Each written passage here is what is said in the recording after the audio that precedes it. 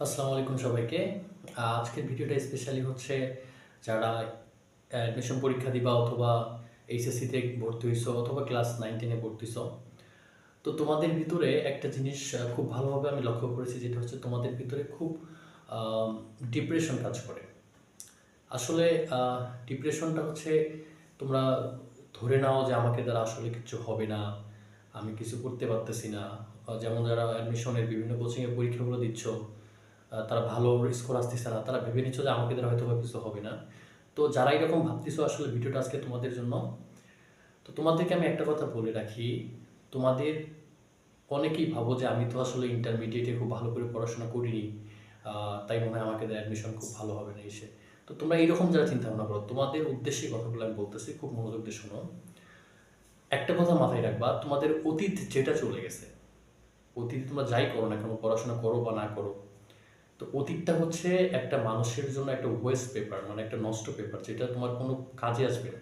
তুমি যদি অতীতটাকে টেনে নিয়ে এখন এখানে বর্তমানে চলে আসো, তাহলে তুমি খুব বড় ধরনের একটা ভুল করতেছো, খুব বড় ধরনের একটা পাগলামি করতেছো। তা আমি কি বললাম, অতীতটা হচ্ছে একটা ওয়েস্ট পেপার, এবং তোমার ফিউচার যেটা হবে সেটা তোমার কাছে একটা কোশ্চেন পেপারের মতো।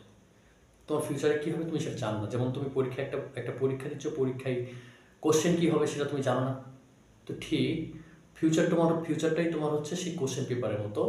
কিন্তু বর্তমান যেটা, বর্তমানটা হচ্ছে আনসার পেপার। মাথায় ভালো করে রাখো, আনসার পেপার। এই আনসার পেপারটা যদি তুমি খুব ভালো করে পড়ো, হ্যাঁ, খুব কেয়ারফুলি পড়ো, খুব ডিটারমাইন্ড হয়ে পড়ো, তাহলে তুমি দেখবা তোমার ফিউচারের যে কোশ্চেন পেপারটা তোমার কাছে আসবে, সেখানকার কোশ্চেনগুলো তুমি খুব ইজিলি আনসার করতে পারবা। তাই তোমার উচিত হবে তোমার অতীতে কি হয়েছে বা তোমার ভবিষ্যতে কি হবে এইগুলো চিন্তা ভাবনা না করে তোমাদের বর্তমানটাকে নিয়ে কাজ করা।